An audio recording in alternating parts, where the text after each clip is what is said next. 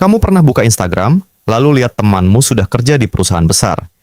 Teman lain sudah punya bisnis. Ada yang sudah nikah. Ada yang sudah keliling luar negeri.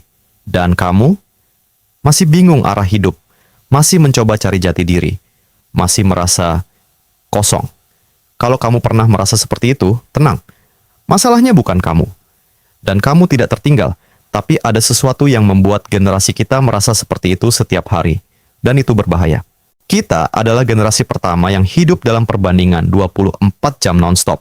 Dulu, orang hanya membandingkan diri dengan tetangga atau teman sekolah. Sekarang, kita membandingkan diri dengan seluruh dunia. Setiap hari kita melihat di sosial media, 23 tahun sudah punya startup. 21 tahun income ratusan juta. 24 tahun sudah menikah.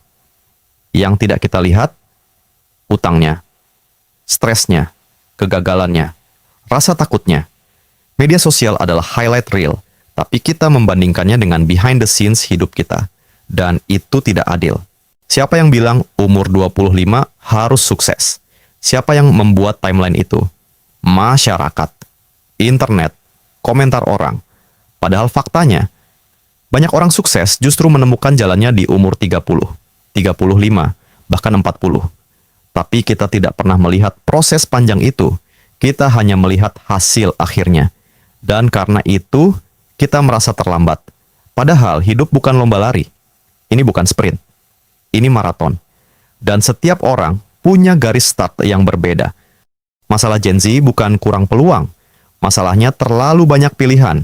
Content creator, programmer, trader, freelancer, digital nomad. Setiap hari kita melihat orang sukses dari jalan yang berbeda. Dan akhirnya kita berpikir, mana yang harus aku pilih? Akhirnya kita mencoba semuanya.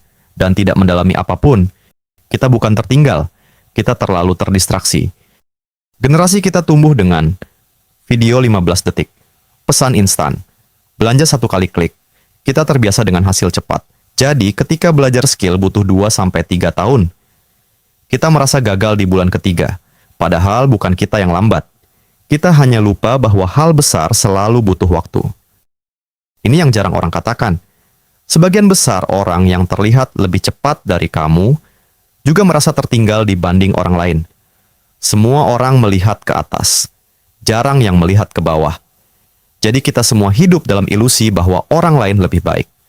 Padahal mereka juga berjuang.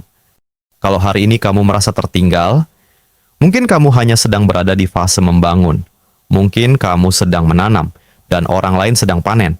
Tapi ingat ini, kamu tidak tertinggal. Kamu hanya sedang di bab yang berbeda. Dan babmu belum selesai.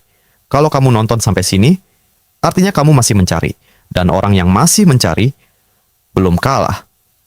Tulis di komentar, aku tidak tertinggal. Dan mulailah dari satu langkah kecil hari ini.